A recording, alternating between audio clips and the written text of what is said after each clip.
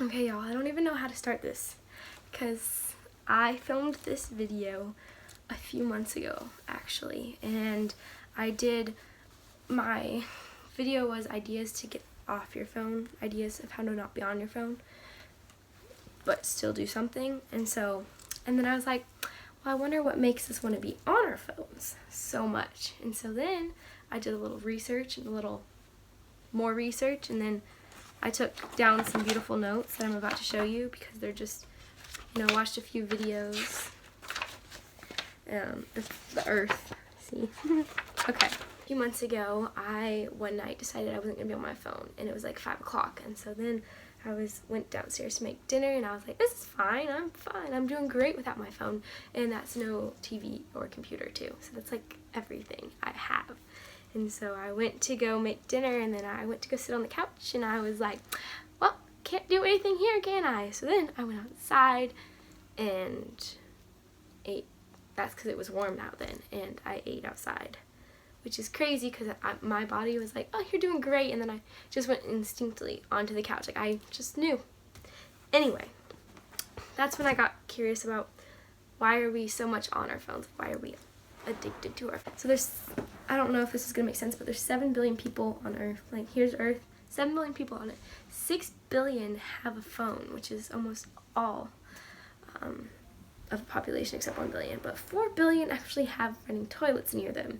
So there's about 2 billion that have phones but no running toilets, which I was like, wow, that's really sad. Anyway, I thought that was interesting. How your phone changes your body and brain. This is the first thing that I learned, which is, I saw this on TikTok, so I don't know how credible this is, but I hold my phone with my right hand, and if you look at like your pinkies, there should be a dent right there because you hold your phone and it rests upon it, which is really sad that your phone has a dent in it. And then also I hold a pen differently because on my phone, which is really weird. And then another thing is that when you're on your phone, your body, like when you're standing up, your phone's here, I'm using my hand, but your back is like a 7-year-old is sitting on it, your spine. And so over time you sit like that instead of like this, which I'm trying to work on now because now I know. Anyway, that was something. Okay, and I was like, wow. The average American spends about 4.7 hours a day on their phone, which is almost 5 hours a day, which is a lot of time that we could be trying to be a little bit more productive, and sitting 4.7 hours not doing anything is just, wow, we have a lot of free time. Like, if you try for one day not to be on your phone, that's giving you 5 hours. And how much of our life is spent on that phone, which is sad because you only got one life. And so to spend the majority of it on your phone is just sad. Okay, the next thing is there's this thing called myopia, I believe. It's myopia. And it's when you can see really good closely, but you can't see.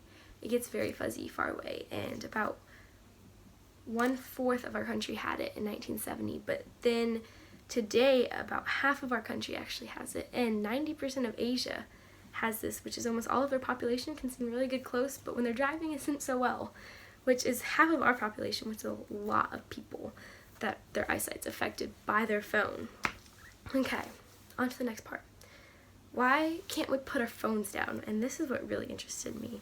They use the example of Candy Crush, because I'm just gonna sit down because,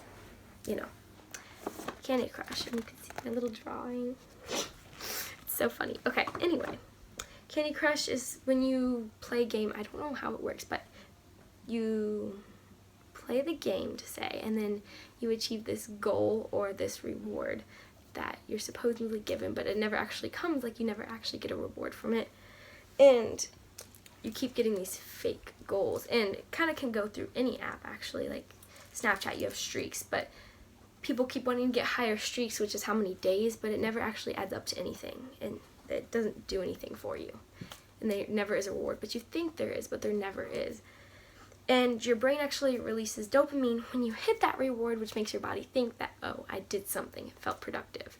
And that's how your body constantly thinks that, and it keeps releasing more and more dopamine as it goes. And this is with any app. With people that are creating more and more apps, you're getting notifications that constantly is releasing dopamine, which affects your brain because it's releasing more dopamine than it normally would.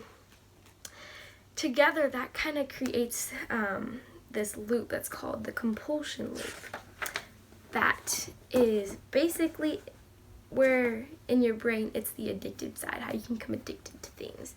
It is the same loop that is associated with being addicted to nicotine and cocaine, which is basically drugs and smoking, is the same loop that your phone's on, which is crazy.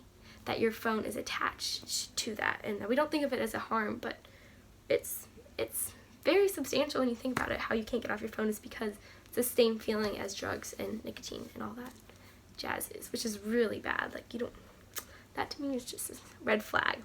The next thing is that our brains are kind of hardwired to constantly seek our phones, and it kind of really is a thing between the ages of 18 to 21, but honestly it's all the way to ages 10 to 21, that it's hard for us to put our phone down. And when we actually don't have our phone on hand, there's it's called this is really kind of funny, nomophobia,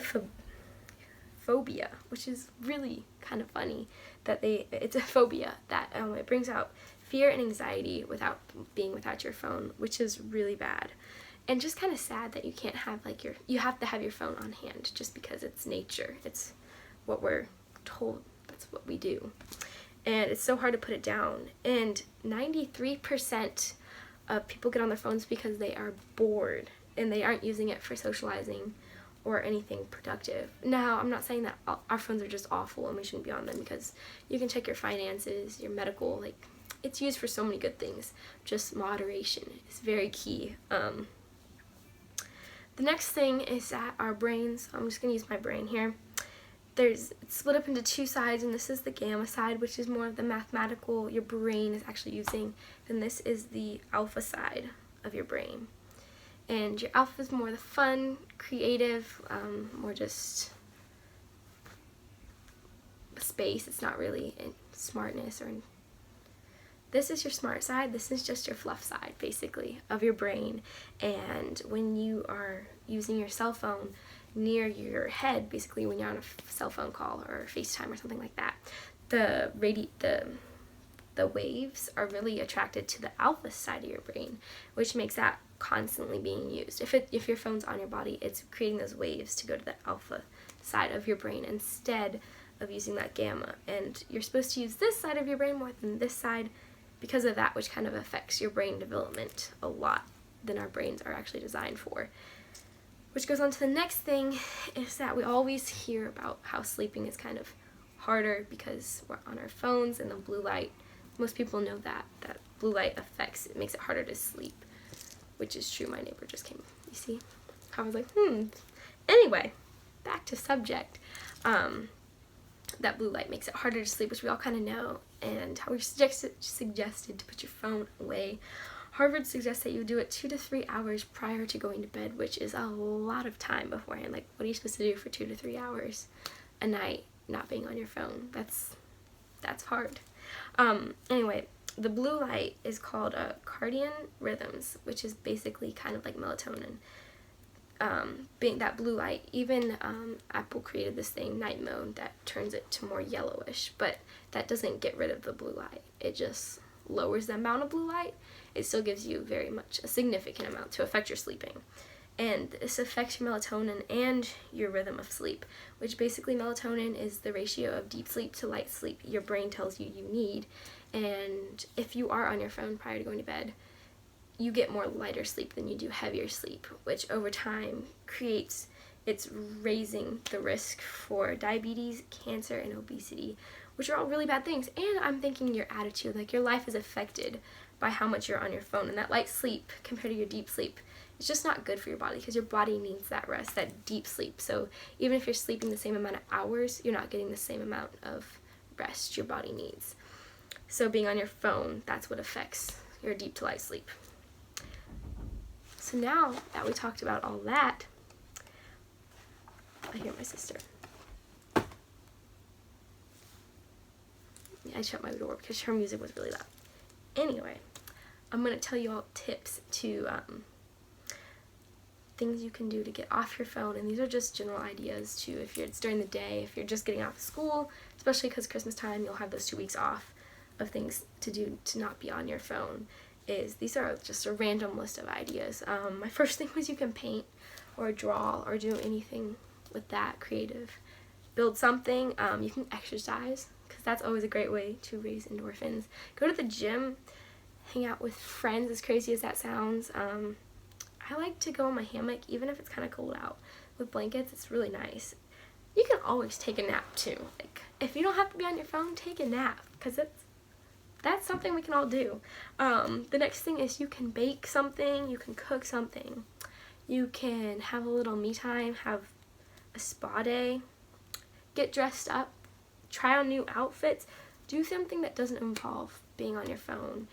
And you can do some school. A lot of people like to bullet journal and do something creative with that, which is cool. Try to learn a new instrument, something that's really easy. And if you do play an instrument, try to do something creative with that. I have sleep on there, exclamation mark. You can play with your pets, because I'm pretty sure a lot of people have pets. And you can play with your siblings, which I'm pretty sure most of us don't do. And something I like to do, I just add this in here, is Bible journal, because that's super fun to do. Those are just some ideas. You can definitely look some up to get more ideas on things you can do. Now, these are kind of some rules that kind of, I think, help when trying to get off your phone more, especially during the afternoon or nighttime is when you're on your phone. The majority of the time is to set a limit to not be on your phone. Apple has this thing where you can set a time frame of social networking or something like that, creative. Set that time and be self-disciplined while doing that, because that's not something easy, but it'll totally help you. Turn off your phone intentionally, like power it off completely. Don't even have it close to you. Like, walk away from it, put it in a different room. Little steps that you can actually achieve. Don't set big goals of like, I'm not going to be on my phone for a week, because that's not realistically going to happen. Since we are addicted to our phones, it's something we need, and communication is also, we need our phones. But setting little steps to slowly achieve that goal. And also spending intentional time. If you set a goal of being not on your phone for an hour a day, actually set that time. It doesn't count if you're outside mowing the lawn or something and you're like, okay, I'm going to be off my phone now. You need to say that you're going to be off your phone, not, oh, look there, I was off my phone. Like, actually set that time intentionally. And this one's going to be hard, but I'm going to try this tonight, not to be on your phone 2 to 3 hours prior to bedtime, which will make you go to bed a lot earlier, I think, because 2 to 3 hours, that's a long time, but that's how much they suggest, which is really good. It could affect your sleeping, especially if you try it out for like a week or something. You could definitely see some good habits come out of that. And I like to wake up early too, so to wake up early, you need to go to bed a little earlier. The next thing I've heard of, don't know really what to do about it, but it's called a smartphone vacation, which is basically you're setting yourself a time, a vacation away from your smartphone, to not bring it everywhere you go, to kind of live like they did back then, and getting off your phone. Okay, that's all I have for it, but basically these are just ideas to get off your phone in any way, shape, or form. Just try to slowly do something that doesn't involve being on your phone. And as I mentioned, a lot of these you could have music going for, but honestly, just get away from music. Because I notice how fast our world is because we have our phones, that we'll be watching TV while on our phones at the same time, and how more and more we gravitate towards them is just not the best for our health in general. So if you like this, give a thumbs up and subscribe.